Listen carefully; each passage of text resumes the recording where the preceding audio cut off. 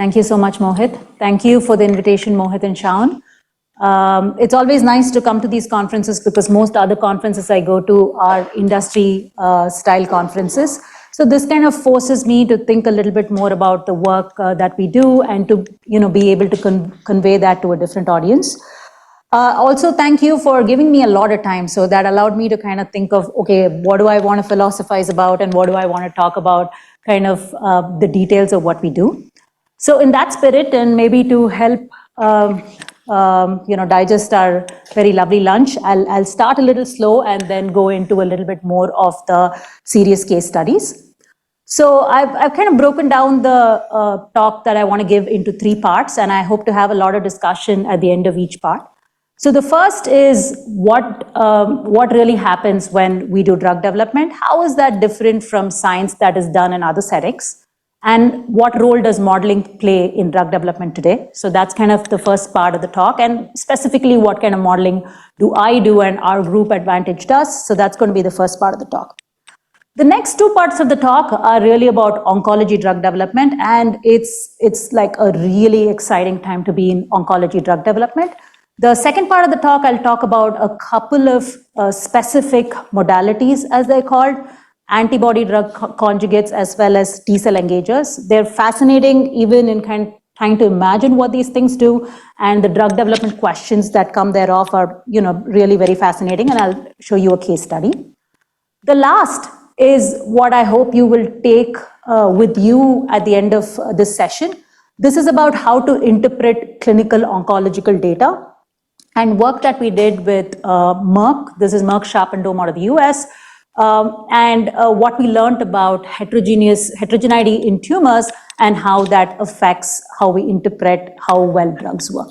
So that's kind of the overall arc of what I'd like to do. We'll cover as much as we can, and I'm happy to chat a little bit later as well. Okay, so the first kind of thing that I wanted to talk about was trying to set baseline of what we do and how we do things differently. So when I thought about the journey of how a drug gets developed and how it is finally implemented in the world, you can kind of break that into 3 arbitrary boxes, with a lot of overlap, but still 3 kind of separate research settings. One is the academic setting where most of you are from. The second is the drug development setting where I'm from. And the third is where all of our common efforts go and land, which is in society with individual patients and on society as a whole.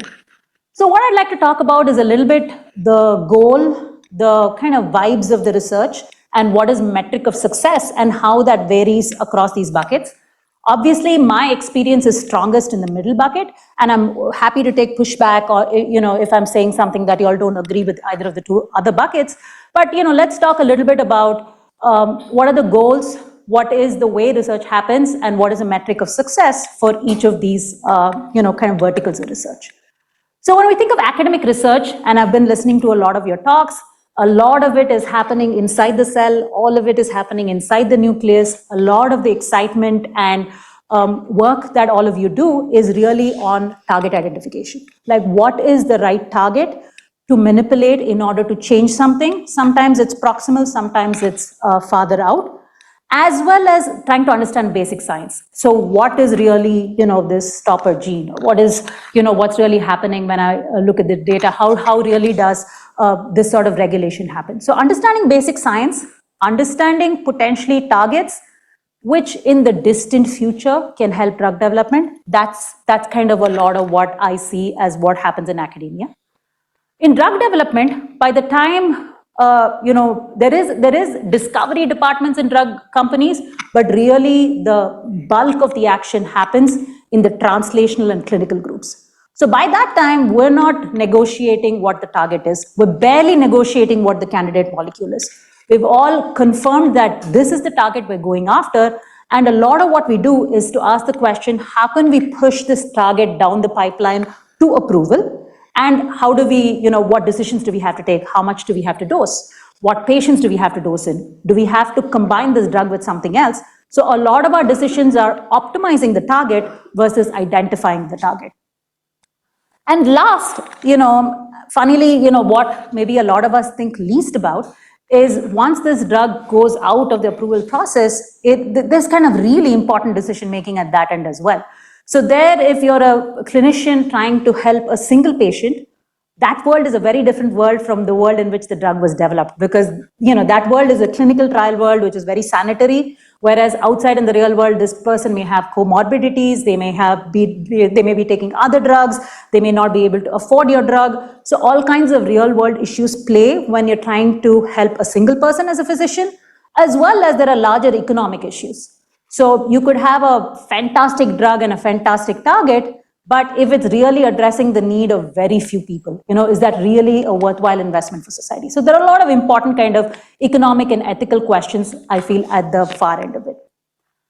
When I think of, what is the vibe of research, and this is where I want to talk a little bit about how different research is in academia versus industry, I feel like in academia, the vibe is, again, the goal is discovery. The PI has a certain vision for the pathways, the techniques, their collaborations that they want to leverage to reach these goals. So it's very driven by that sort of setup as to what you can chase given the tools that you have and the expertise that you have. By the time you're in pharma, I feel the vibe is, we all come with some skill set, but the goal has been decided for us. We need to move this drug forward. So the collaboration is at a kind of, it's on steroids compared to academia, because you collaborate with people you don't know, you collaborate with people you don't like. It takes hundreds, sometimes thousands of people to get a drug from one end to the other. And a successful project is when, the one thing I was thinking about was, the tools of our trade are very similar. So you also look at data, you put it in context of other information that we have, the literature that we have, you put it in models, and then you run some what-if simulation or you make a prediction. The tools of our trade are very similar. But what we do differently at the end of it is we need a real-life recommendation. So given this analysis, and the only analysis we do are to answer these questions. Should the drug move forward or should we nix it? If we move it forward, what are the ways in which we optimize that drug development? So that is kind of how that goal of the research and the vibe of the research is different. It's rarely open-ended. It's rarely, speculative. It may be speculative, but at the end of it, there has to be something actionable for the company to do to move the drug forward. So that's kind of a very big way in which the vibe of research in academia versus research in industry is very different. The last is, what is a metric of success? So I feel if you're an academic and you have a good career, I feel like, you want to have made a significant contribution to science, which is appreciated by your peers, and, it's maybe used in subsequent research. In industrial research, the metric is, have you made good decisions? Have you made efficient decisions? And sometimes that means the efficient decision is to nix the drug. That means, at the end of the day, after 4 years of work, you have kind of nothing to show for it. But you want to make those efficient decisions so that the process of drug development gets more efficient than it is today. So I'll pause here, and if there are any questions, I'm happy to take them. So if you're asking the question, if there are 100 targets proposed by academia, how many make it to drug? It's probably 1,000 to 1 or something, because I don't know the exact number, because I don't know if, but definitely within drug development, there is something called like the shrinking pipeline. If in the beginning of discovery there are 100 molecules, it's very, very likely that only one molecule makes it to be success. So a lot of the pricing in pharma accounts for all of these failures. Now you're talking about a bigger pipeline. So if I look at all of the predictions from Nature Biotechnology of potential targets that would work, how many are picked up by pharma, how many, so I don't even know that number. But it's probably an order higher. I wouldn't be surprised if that's the case.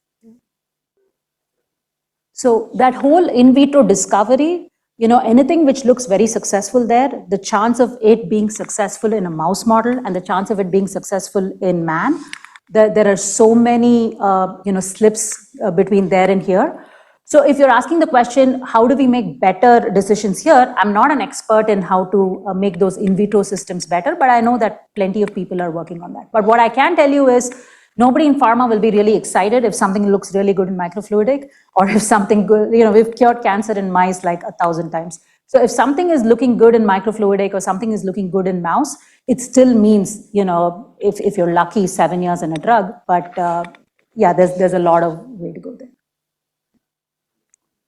I feel a lot of what I'm going to talk about is basically based on the US drug and academic system. And I feel it's a pretty reasonably robust system in the sense that, when there is excitement on targets in a few labs, pharma companies and academic labs often go to conferences together. There are often a lot of collaborations.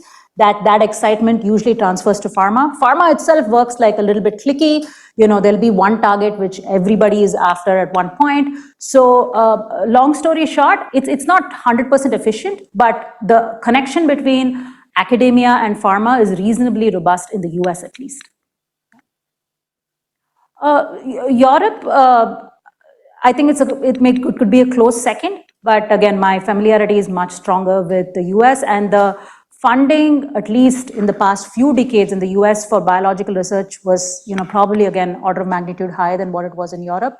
So that culture of, coming up with targets, showing it to pharma is very, very strong in the US. I'm curious if, of the group, is there folks that have already been thinking about, I'd rather do a career in academia versus industry. So anybody seriously considering careers in the industry?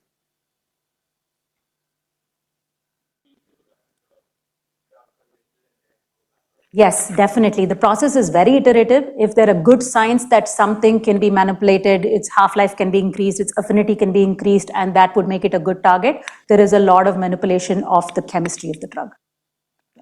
But what is not, I feel, as robust is what people call reverse translation. That is when a drug makes it all the way out, what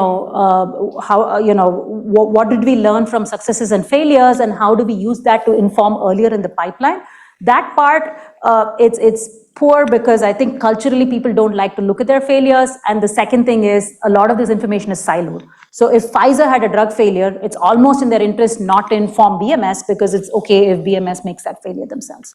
So learning from failure is something that we don't do that well in the drug development industry, as well as I feel kind of systematic integration of knowledge, where people like me, I feel like, I'd like to do more of that, because like a lot of these complex industries, it tends to be made with a lot of people with a lot of specific experience. So you'll have someone who's an MD who treats melanoma. You'll have another person who did their PhD in a particular pathway which this new molecule is targeting. So it tends to be, or protein engineers, it tends to be very people with a lot of deep expertise, which is absolutely important. But integrating that expertise and making decisions, that again is done not as formally as it should be. I don't know the answer to that question, because this is something like 20, 25 years back. There's a whole name for it, rational drug discovery or something like that, because, checkpoints is a very important case in point, right? So for those of you that are not aware, the whole idea of unleashing the immune systems on cancer, that's kind of the big hot new thing right now. And that's something that people have been talking about for decades. And it was often, kind of dismissed as a crackpot theory. And in fact, Merck, and this is publicly known information, at one point the molecule was within Merck, and the reason they developed it is because they saw that BMS was having some success with it.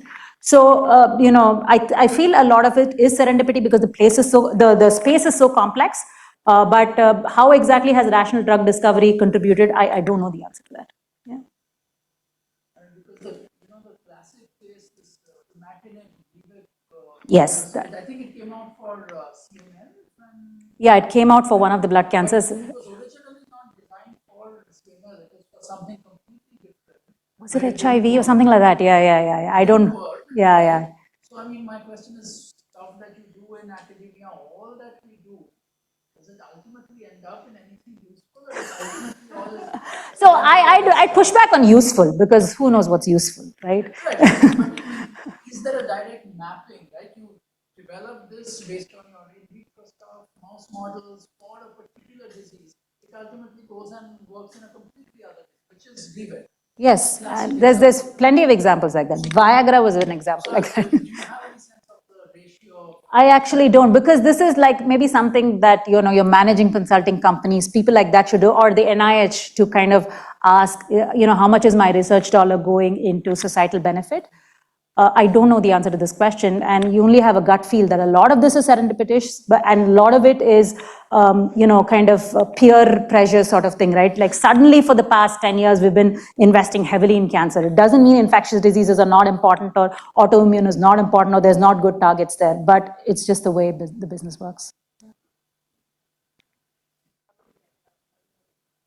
So the publication is not a unit of success necessarily. It's always nice. It's important as a scientist that you feel like whatever of your work you can share with others, you do. So I'll show you some publications that we've had from this work. But when you start a project, publication is the last thing in your mind. Oftentimes what pharma companies use publications for is to influence. So if you feel like, okay, my drug is really better than my competitor because of XYZ reason, and this experiment proves it, that's something you definitely want to publish. But if something is interesting or intriguing, not often do we have time to do that. Models, the philosophy varies. Some people are very protective about their models. They don't want to publish their models. In our company, we feel like the model is not the most important thing. It's our expertise in using the model which is important. So we tend to publish our models, but that can vary as well.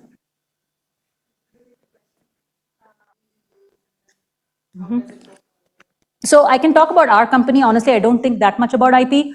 But in our company, the way we work is a lot of the models are developed on public literature. So even if we're collaborating with someone, anything that we develop using public literature is something that we can use for another client or is something that we can publish. But on the other hand, once we inform that model with particular client data, we have to branch that out, and anything we learn from there is really siloed. So what we do here is not that different from what management consultants do. So McKinsey can consult with both Adidas and Pumas, and so they know confidential information with both. So you just need best practices in terms of what they call Chinese wall so that these teams don't interact. But on the other hand, the company itself learns something meaningful from these interactions. So there's ways to work around that. Okay, very good. So let's talk a little bit about how modeling works in drug development. So for those of you that are kind of new to this, drug development is often broken into these stages, which you sometimes call a pipeline. Discovery is, there is nominally usually a discovery department in the pharma company, but usually their job is to collect everything out there in the ether and validate it before they move it on. People like me really start being useful in translational. Translational means that, you try the drug in mouse, you try the drug in monkey, you try the drug in diseased models of these things and ask how well does it work there. And then comes what is perhaps the heaviest spend for a pharma company, which is the clinical stage. So here you usually, put the drug into clinical trials. I think with the advent of the COVID vaccine, everybody got a ringside view of how this happens because we were all looking very closely when BioNTech and Moderna were trying to do phase 1, phase 2, and phase 3 of their COVID vaccines.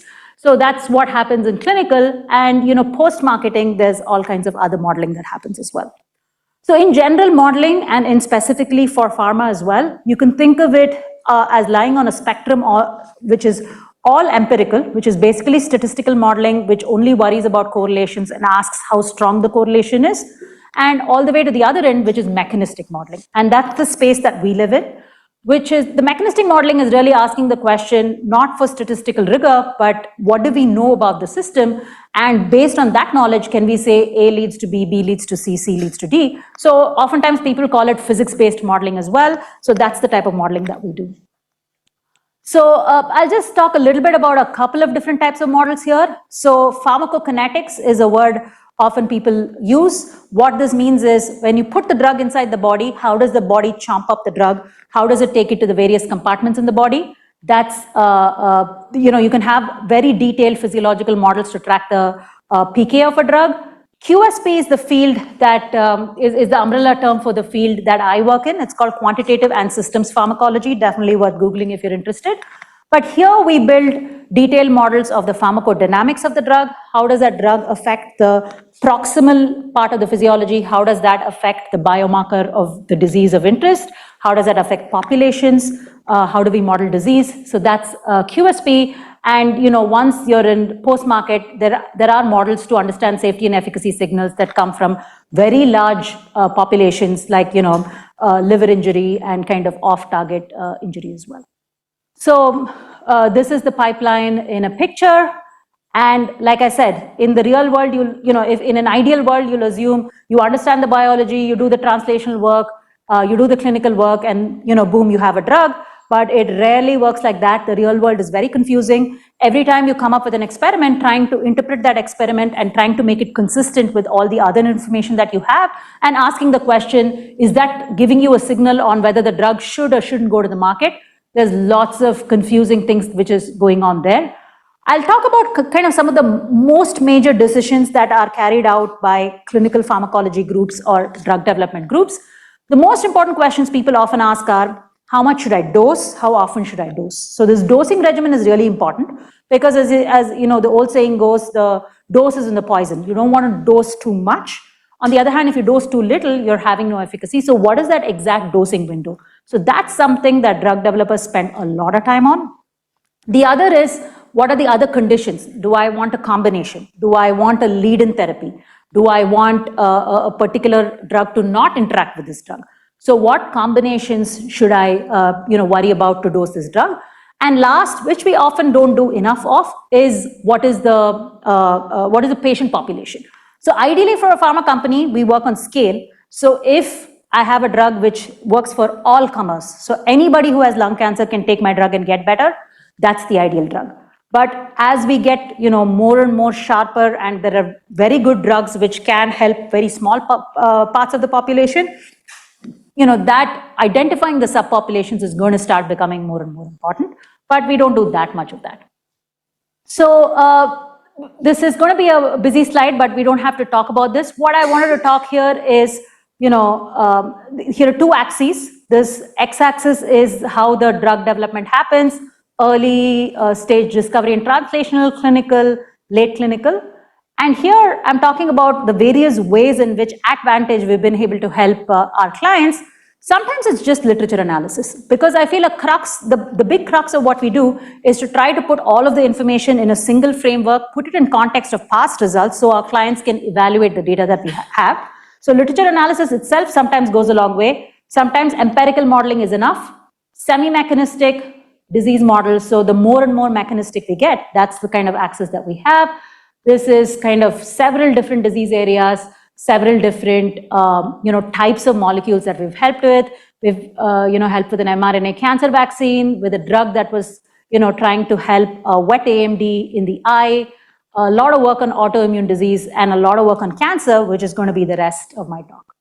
So what I wanted to show again was, like I said, a lot of what we discussed in academic research and what I heard today is really happening inside the cell, all of the molecular networks inside the cell. So I'd like to take this opportunity to bubble you guys up to what happens, across cellular networks.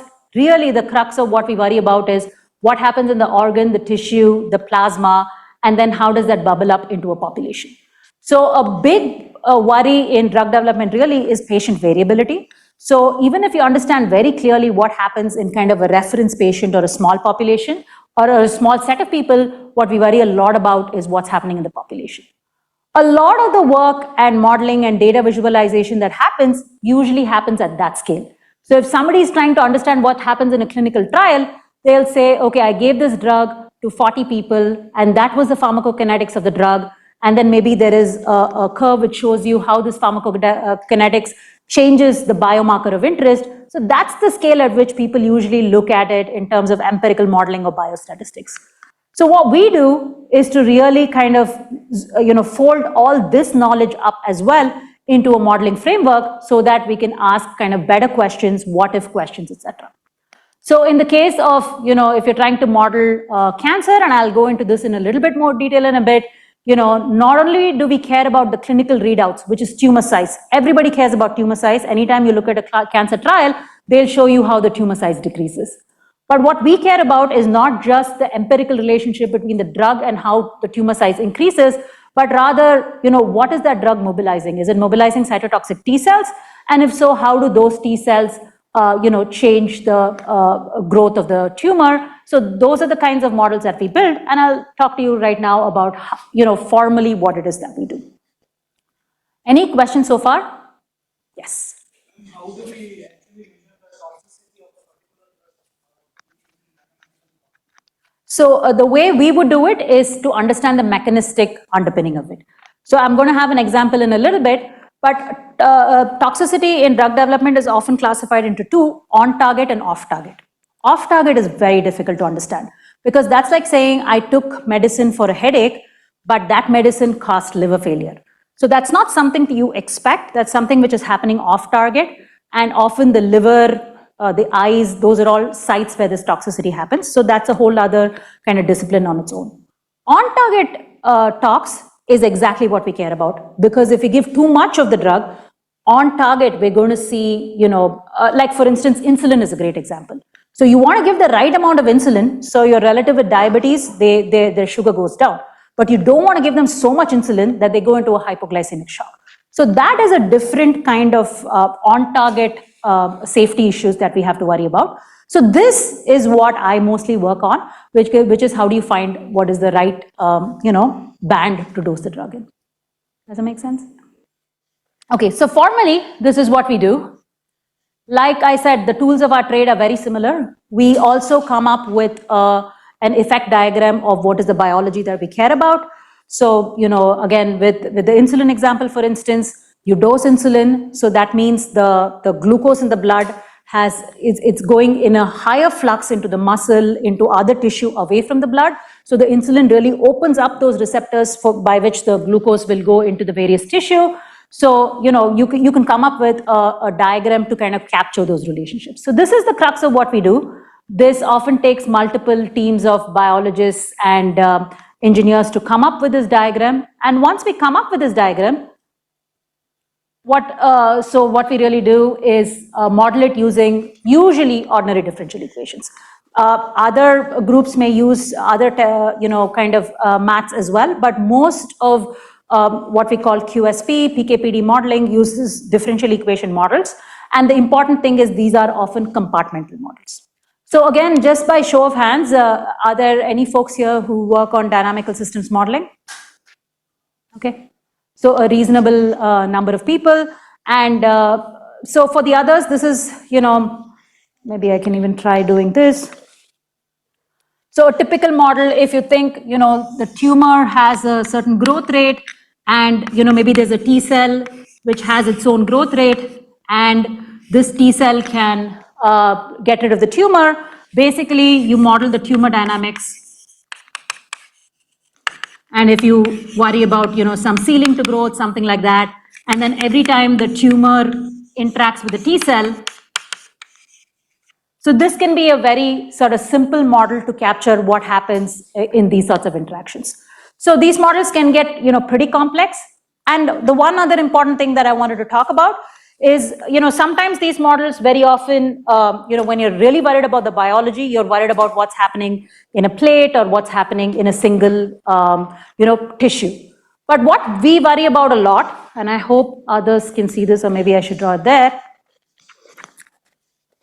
Very often the models we use in QSP tend to be compartmental models.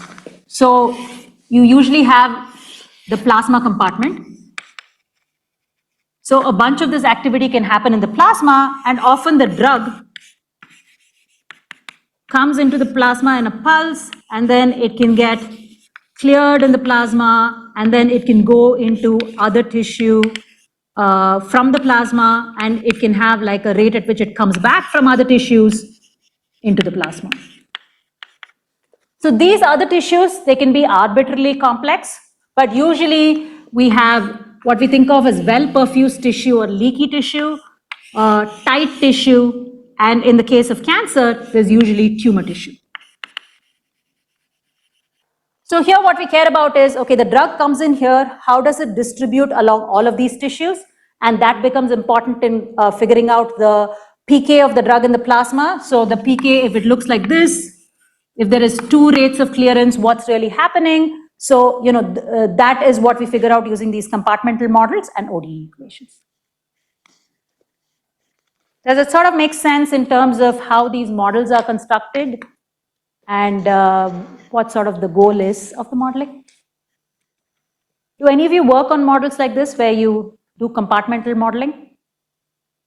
Not so much. Okay. It is quite a lot. And how do you then afterwards ultimately just take an average dosing schedule or personalize? So personalized is like far in the future, but there is some level of personalization. So let me answer kind of the general questions and come to the specific. So in terms of personalization, the best that we do these days is different populations. So if you're a renally impaired population, I can't give you the same dose of the drug because your kidneys are just not going to clear it that well. If you're a child, a pediatric population or a geriatric population, then we change some of those like, kind of mean parameters to say, the drug can't be cleared that fast, the drug. So those, for those various populations, we do have, pretty good models which tell you what dose to use. When it comes to how do you predict PK variability and then PD variability, which is a whole other thing, before you get the first in human data, it is a guess. So you assume that, the rate of distribution, the plasma volumes, there's well-known distributions, and then you say, so the PK curve doesn't just look like that. It can, there is variability in the Cmax. So these are, classic PK parameters, right? So this curve doesn't just look like that. There's always going to be an error bar. And the classic metrics are, Cmax, which is how high does the drug go, Tmax, when does it reach this, and what is the area under the curve for a given dose. So how that varies in a population, you predict it for the first time you do a phase 1, but once you have phase 1 results, you use that to estimate those variability. There are very good modeling techniques called mixed effects models. So as many of you may know, so then understand the mean from a mechanistic point of view, and you come up with a variability based on what the data says, and that can be kind of normally distributed noise, things like that. And the follow-up question is, this is what I was going to ask. I mean, if you just use these regression models and effects, just from the data figure out the variability, Cmax, everything. What's the purpose of that previous step of doing all this compartment model to predict and then see variability? I mean, where does that? So you're right that if you have a small molecule, right? If you just pop it in, it does very polite things, nothing magical happens. You don't need to worry about a lot of modeling. Empirical modeling is more than enough. But in the new world today, there are some very exciting molecules. So one thing I'm going to talk about is a T-cell engager. So T-cell engager. So this is a antibody. What it does is, on the one side, it can attach itself to a T-cell. On the other side, it can attach itself to a cancer antigen. So when you have complex molecules like this, then you have to worry about, okay, when it gets attached to a T cell, am I able to measure it? How much of the drug measurability am I losing? When it gets distributed to a well-perfused tissue, like say the liver, how much of it gets stuck in the liver? So questions like that is when you need mechanistic modelings to understand the bumps and wiggles in your graph. And there's something very interesting called target-mediated drug disposition. So if your drug is going after, let's say, a cytokine called TNF-alpha, so not only is this antibody getting cleared by all of the cleanup proteins, the minute it gets stuck to TNF, some of it gets lost. So how do we understand all of how much you're losing? So when things get complex, that's when you really need mechanistic modeling. So I can tell you what you're talking about is sort of at the cutting edge, right? So pharmacogenomics is, if I understand the genome of a person, I'll figure out what exactly to dose them, because people can have horrible reactions based on some of the metabolites that they have to drugs which are perfectly, safe in other people. So in the stages that I work, right, where it's a very sanitary environment. You go to a hospital like Memorial Sloan Kettering or some very well-established institute, and you try the drug there. So the concerns that you raise are very real-world concerns, and the environment in which we develop drugs is much more sanitary compared to that. So in most of my experience, we haven't tried to do something complicated for unusual populations. It's really about, for the generic rheumatoid arthritis patient who has, stable disease for the past 3 months, how should I organize my trial?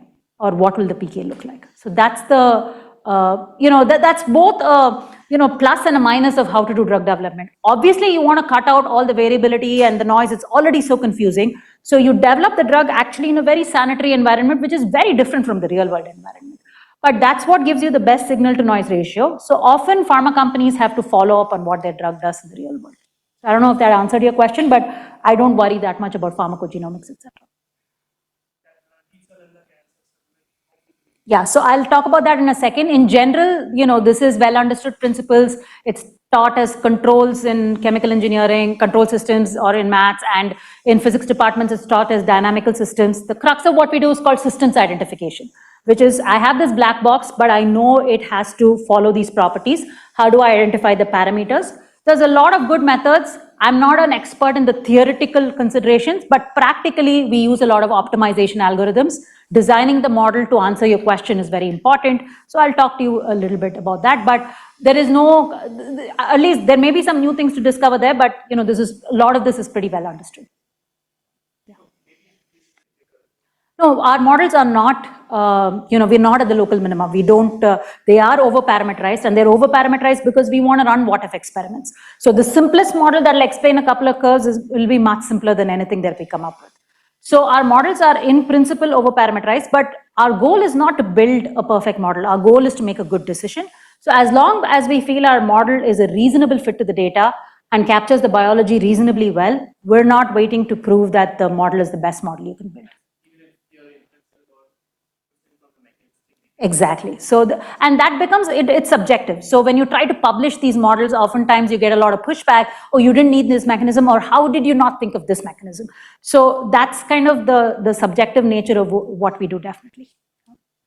Okay, so this is exactly the question I think was asked there. So all of these models exist in like multi-dimensional parameter spaces.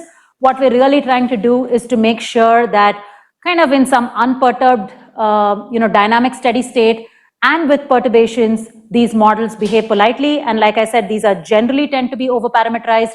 The way we usually start is we start with what we think of as a reference patient. So that follows the mean trajectory with a biological kind of thing that we believe.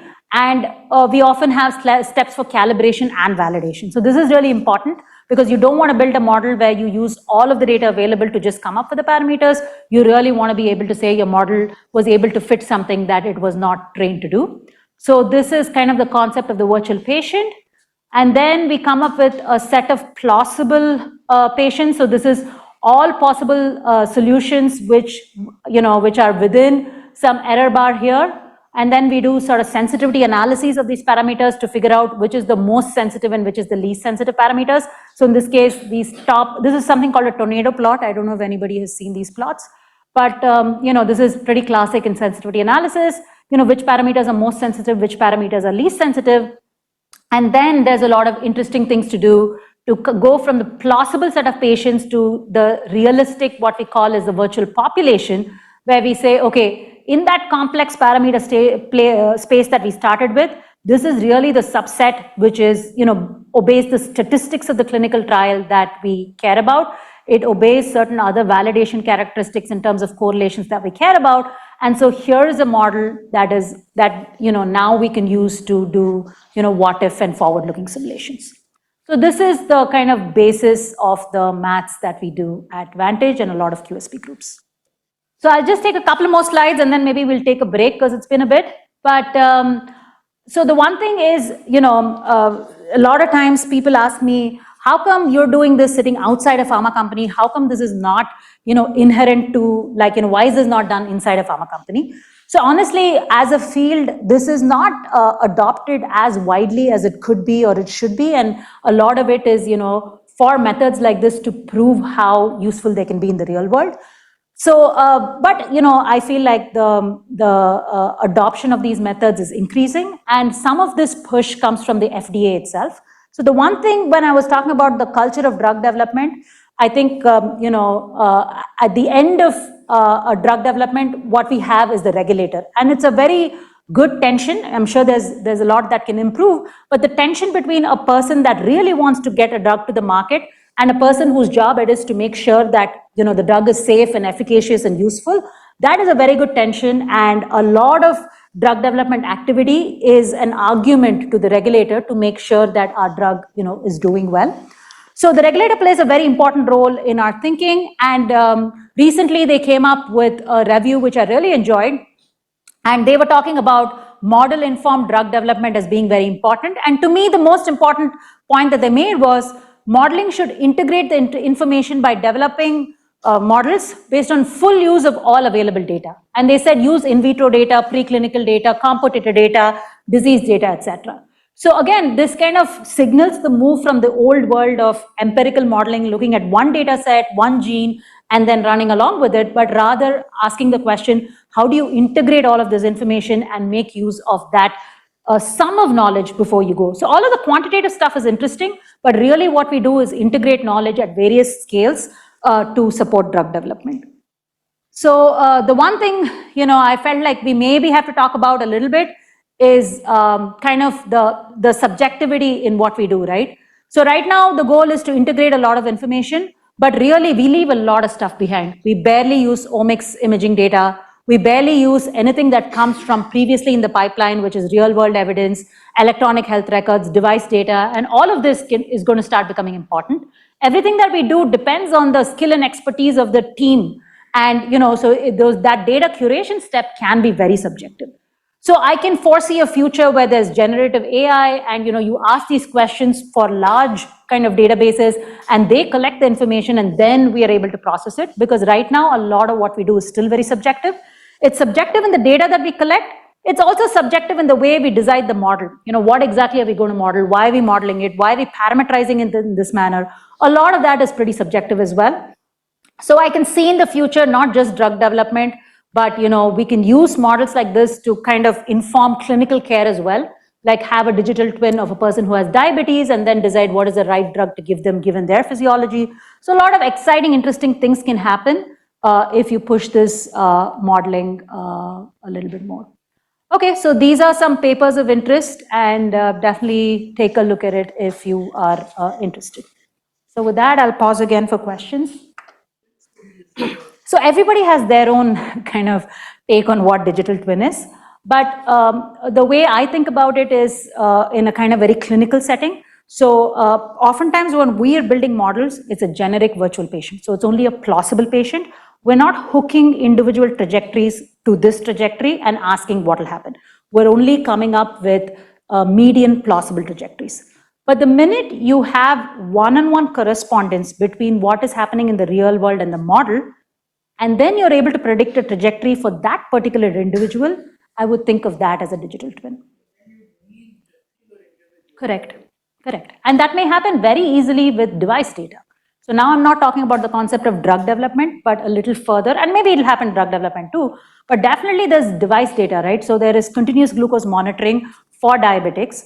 I don't see why you should not have a model individualized to you. So this morning, if I had donuts for breakfast, then I should up my insulin dose. But if I had eggs for breakfast, then I don't have to do that. And you can completely, like this technology exists for us to come up with these specialized, individualized recommendations. It's, it'll happen. That's my definition of it. Like I said, I feel like the field is still settling on what exactly is a digital twin. Yeah. So we used to call it virtual patient, right? So when I say virtual patient, that's a plausible individual. There is no one-on-one match in the real world. But when I think of digital twin, that's a one-on-one match to an individual. In CGM? Yeah. That's continuous glucose monitoring. It can be pretty high. So, I think, and people are working on trying to make that a little better as well. So, yeah, it may not be like the pieces are there. Is it all perfect? Not yet, but I can foresee a future where that'll be the case.